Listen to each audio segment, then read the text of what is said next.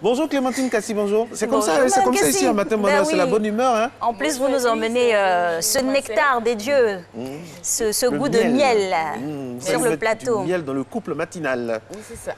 Ben oui, on a du jaune, on a du noir, voilà, on a les habits du miel. On est tellement content de vous recevoir, on n'a même pas besoin de donner un jingle, on va aller directement avec vous. Comment ça va Clémentine Kassi? Je vais très bien. Vous êtes apicultrice, c'est comme ça qu'on dit? Oui, je suis apicultrice. Ça veut dire quoi? Je forme les gens aux techniques apicoles, comme on élève les abeilles, jusqu'à ce qu'on produise le miel et tous les autres produits de la ruche. Alors, parce que dans la ruche, il n'y a pas que le miel. C'est ça. On a aussi 5 éléments qui sont très prisés par les firmes pharmaceutiques. Très bien. Ouais. Alors, dites-nous-en davantage sur votre activité. On a envie de rentrer là-dedans. Voilà. J'amène les gens à faire l'élevage d'abeilles qui aide à protéger l'environnement. C'est grâce à la pollinisation des abeilles que nous avons à manger dans nos assiettes, ainsi que la viande d'ailleurs. Donc, il va falloir pérenniser cette activité pour que nous, en tant qu'êtres humains, continuions à vivre. Donc, avec les abeilles, en général, les gens ont peur des abeilles. Justement, j'allais vous demander comment vous faites pour vous entendre avec les abeilles. Voilà, c'est une étude. C'est une société très organisée, mieux organisée que la société humaine. Quand on les comprend, quand on les connaît et qu'on suit une certaine démarche, on arrive à les apprivoiser et à vivre avec les abeilles et en tirer vraiment profit. Donc, j'apprends aux gens de ne pas avoir peur des abeilles.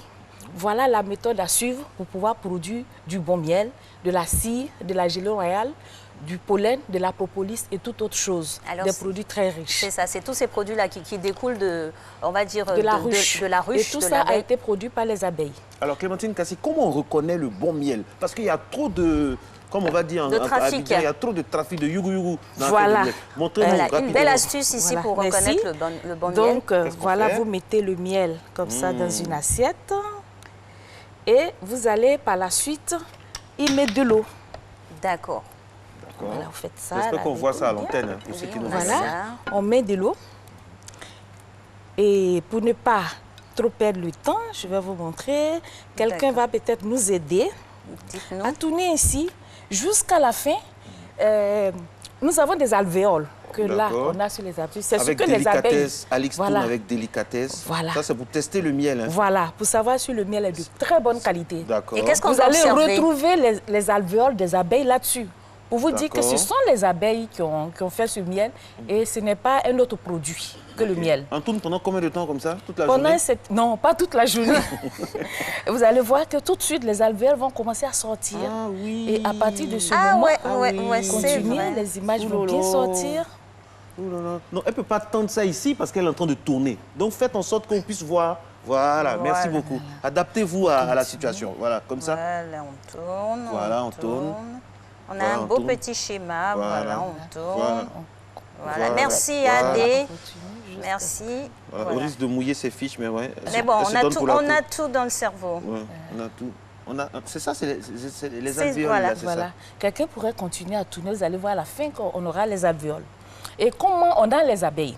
Autant la famille donc ça, c'est du bon miel. Ça se dessine bien. On récapitule, on prend de l'eau, on verse le miel, on y ajoute de l'eau et on tourne jusqu'à ce qu'on puisse constater la présence des alvéoles du miel. Voilà. Donc ça, c'est un bon miel. Il y a une tactique aussi avec la boîte d'allumettes, la bûchette d'allumettes. En fait, avec la bûchette d'allumettes, c'est pour juste savoir s'il y a de l'eau dans le miel ou pas. D'accord. Et s'il y a de l'eau, il n'y aura pas de flamme.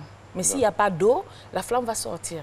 Et comme on sait qu'avec l'eau, ce n'est pas bon, donc vous avez l'occasion de tester pour voir s'il y a trop d'eau ou pas d'eau. Sinon, on ne peut pas savoir si le miel est pur ou pas.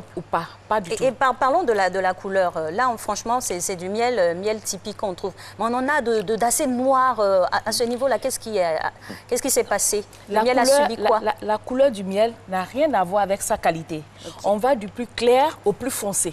Évidemment, dans le ton marron. On ne va jamais aboutir sur le violet ni sur le vert.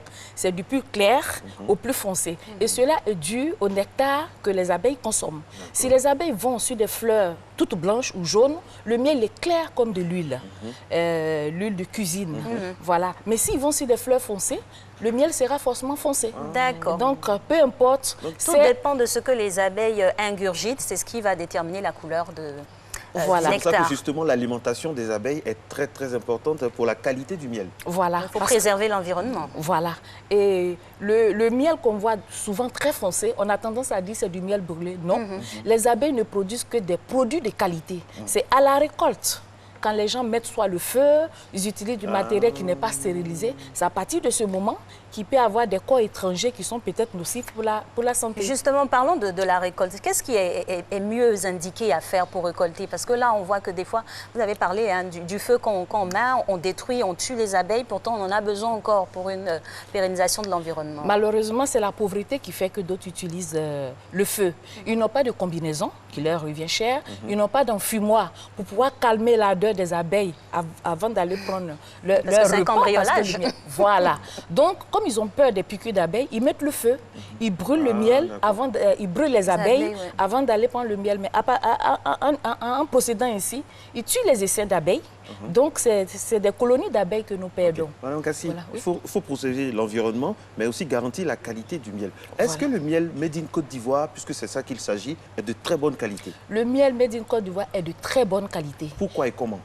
Nous avons toutes les plantes qu'il faut et il se trouve qu'on peut faire l'élevage d'abeilles sur toute l'étendue du territoire ivoirien. Ce n'est pas comme dans certains pays où on ne peut pas élever les abeilles à tel ou tel endroit. Je suis partie dans des zones où même dans les salles de classe, il y a des essais d'abeilles. Vous déposez un verre d'eau, les abeilles vont venir autour. Et il ne faut pas orienter, par exemple, le parfum. Quand on dit « je veux tel parfum de miel », à partir de ce moment, vous êtes en train de détruire ce que la nature fait. Autant nous avons nos alimentations variées pour avoir plus de santé, laissons les abeilles aussi varier leur alimentation. Quand vous parlez de parfum, c'est qu'il y a une manipulation au niveau de la saveur ou des ajouts? Voilà. Il y a des pays développés, par exemple, qui veulent faire la promotion des arbres ou bien des plantes de chaussures. Ils vous disent qu'il vous faut du miel de thym ou bien du miel de ceci, cela. Mais qu'est-ce qu'ils en savent du miel d'acui ou bien, je ne sais pas, de gnangnan? Voilà, c'est aussi riche. Donc, c'est le miel toute fleur qui est riche. En fait, ce que vous voulez, c'est qu'on laisse la nature faire les choses. La nature faire. Quand c'est naturel, c'est bon. Reprendre ses droits. Donc, comme dans tous les domaines d'ailleurs, quand c'est naturel, c'est bon. Voilà. On ne peut pas imposer aux abeilles une nourriture, aller par exemple sur telle plante parce qu'on a besoin du miel de tomate. Non, on laisse les abeilles varier pour que ce soit beaucoup plus riche. Et comme je disais tantôt, une famille humaine, il faut un père et une mère pour créer la progéniture. Mais chez les abeilles, nous avons la reine, les bourbons et puis les ouvrières. Et c'est ce monde-là qui arrive à nous amener du miel, de la cire, de la propolis, de la gelée royale et toute autre chose. Tout le monde a un rôle à jouer. Voilà. Et nous avons beaucoup de richesses dans le miel. Alors, vous avez envoyé des cadeaux, vous avez envoyé des boîtes pour nous. Est-ce qu'on peut voir un peu ça? Voilà. Le miel, il est bien conservé dans le verre, comme le vin d'ailleurs. Ça, c'est le miel garçon, femme. Ah bon, il y a miel garçon-femme aussi? Oui, donnez. Il y a plusieurs conditionnements, en fait. C'est très joli. Vous savez, madame, qu'à partir de ce moment, le miel qui est ici à la nationalité de la table. Oui, c'est ça. C'est le droit du sol. Oui, voilà. C'est ça. Donc ça, c'est... On parle souvent aussi de miel d'acacia, il y a plusieurs dégradés. Est-ce qu'on peut dire un mot là-dessus? Bon, je dis donner un parfum sur l'arôme au miel.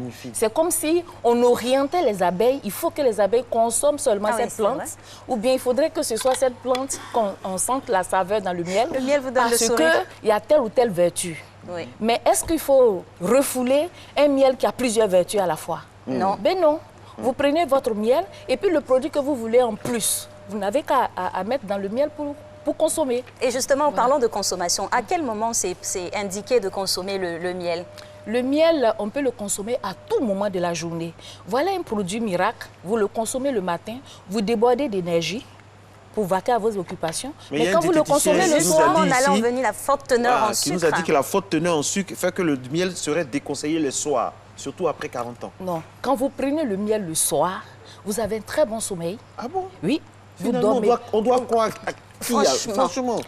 Voilà. À quelle chapelle se vouer? Les nutritionnistes disent ça. Mais... Les producteurs disent autre chose. En fait, dans le miel, nous avons de l'eau, nous avons un peu de sucre qu'on appelle glucose et puis aussi la fructose. Maintenant, quand il y a plus de glucose, ça fait plus de sucre. Quand il y a plus de fructose, c'est-à-dire que c'est un sucre léger. Et donc, votre niveau de problème de diabète que votre médecin vous conseille, il peut même vous dire de ne pas manger la banane mûre ni prendre l'orange parce que vous avez un degré de diabète élevé. Mais quand on ne vous a rien détecté, justement, c'est-à-dire qu'on vient de vous conseiller de consommer le miel. Okay. D'accord. Merci Madame Clémentine Kassi, c'est un plaisir de découvrir avec vous toute cette magnifique richesse du miel ivoirien. Le miel ivoirien est bon, c'est un des miels de plus bonne qualité, de Bondoukou à Tiébissou, en passant par le Hambol. Justement, je sais que la délégation de la RTI qui est allée dans le Hambol va nous rapporter beaucoup de miel. Maintenant, on se poursuit.